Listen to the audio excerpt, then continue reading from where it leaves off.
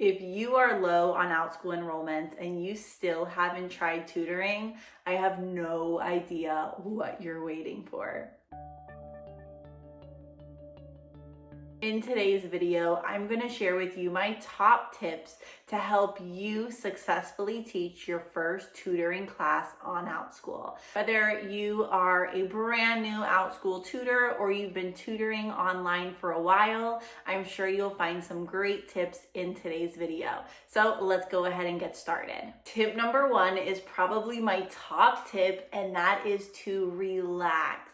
If this is your very first class or you're about to teach your first tutoring class, it's okay to be nervous. All online teachers have been nervous. I've been there. I know tons of other teachers that have been there. It's normal to get nervous anytime you create like a new class listing, a new class type, a camp, you get a new student. So it's okay to be nervous. Just don't let those nerves hold you back from enjoying the process and having fun with your student. Tip number two is to reach out to parents.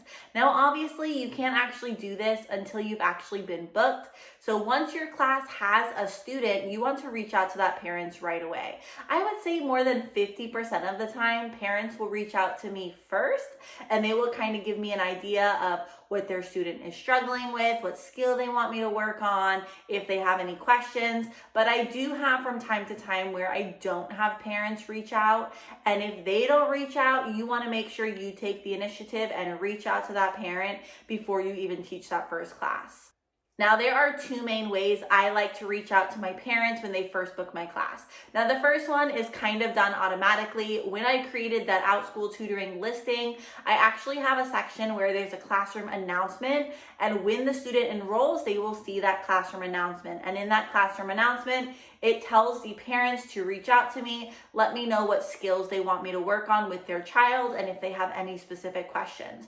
So I do have that in my classroom, but like I said, sometimes the parents don't reach out to you or they don't send you an email. So that means you should probably take the next step, which is to just send the parent a simple message. I recommend you just have a little template that you create, just a few sentences, and then you send that to the parent right when you get the notification that you have a new booking.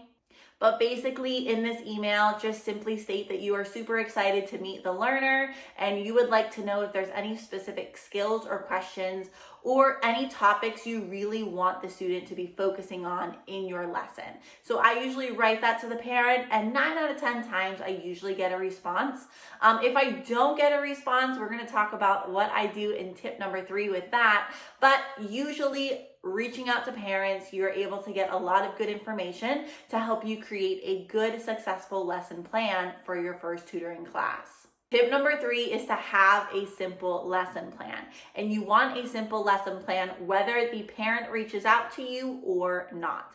So I'm going to talk about each. If the parent reaches out to you, it's actually pretty easy to make a simple lesson plan.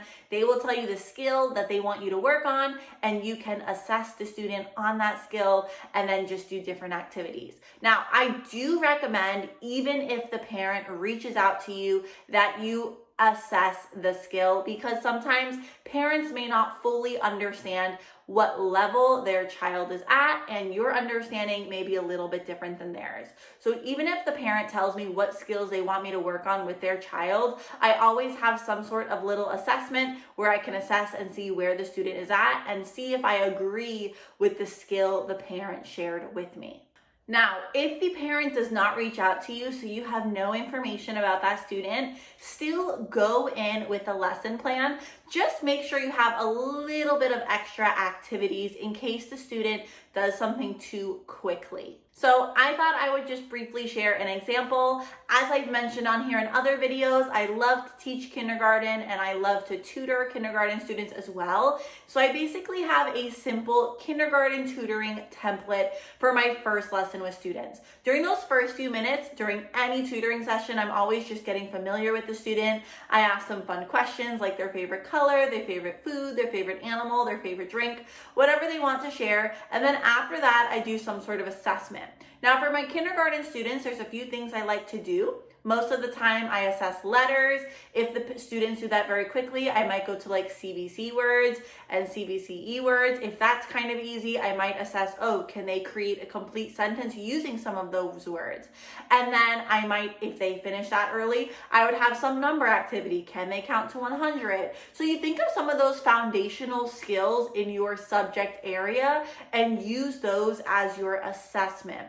And then during the next lesson, you can really have a good lesson plan or lesson idea of what you want to continue with that student. But just having a general lesson template or lesson assessment is really, really helpful for your first tutoring class, regardless of if your parent reaches out to you and tells you the skill they want you to focus on or not. As I mentioned, you want to create that simple lesson plan. I thought I would share an example of what I use. If you want this exact one, I actually do have it for you for free. I'll have the link down below. But basically you can see here, all I have is I have the student's name, I write the date, I write our warm-up activity. When it's the first lesson, that's usually fun questions. Usually this is like a 5-minute task, something very quick just to get their brains thinking. And then I have our lesson activity, which can include 2 to 3 different tasks. And then I have a game at the end. But this is a really good simple lesson template where I'm able to write down what we're going to do during each lesson. Tip number 4 is to take notes. You want to take notes and write down information about your student. I recommend you either do this on your computer or on a piece of paper. Personally, I like to do all my lessons on a piece of paper. So I print out a simple lesson plan. I write the student's name at the top, and then I write down how they did with each activity throughout our class. So I know, was this activity too easy? Was it right on level, or was it too difficult? I write all this information down so the following week I don't forget anything. This is a great tip because if you start to tutor a lot of students, it's very easy for you to forget exactly what you did with that student or how that student did with that activity. So make sure you're writing notes throughout your lesson, their strengths and their weaknesses. Something else I've recently started to do was writing down ideas for the next lesson. So for example, if my student did amazing writing CVCA words, maybe the next lesson I'm going to do CVCI words. Or maybe it was just so easy, I'm ready to do like a CVC words with a mix of them, all the vowels. But I write down those ideas right next to it. So the following week, once I'm making lesson plans, I basically have an idea of what I'm going to do next with that student. Tip number 5 is to stay organized. You want to find a way or a strategy immediately, right away, to help you stay organized with your tutoring sessions. Now, for me personally, one of my drawers here, I actually have it in here. I have a bunch of file folders. I don't know if you can see, for every single student that I have. That's how I stay organized. You could have something physical where you have like folders or papers for your groups of students. You could also have something on your computer, but you do want to stay organized, and it's really good if you try to stay organized right from the start with your lesson plans, your students, your resources, etc. So really try to find a system that works for you and your teaching style. Number 6 is to become familiar with Zoom. Now, this is really a tip if you are brand new to Outschool and you've never used Zoom in the past. But if you are brand new and you are trying to start with tutoring classes, I highly recommend you create your own Zoom account and you just play with a few of the features. Now, when you're tutoring a student, there's not really many features you have to learn about. Obviously, you need to know how to let the student enter the classroom, how to mute and unmute yourself, how to ask the student to unmute. There are options in the Zoom where you can have a whiteboard on the screen if you want that, as well as how to share a screen. But you do want to become familiar with a few different things on Zoom before you teach your first tutoring class. So those are my top tips to help you be successful when you're teaching your first tutoring class. And even if you've just started and you've already taught a few classes, I think there's some great value in some of these tips.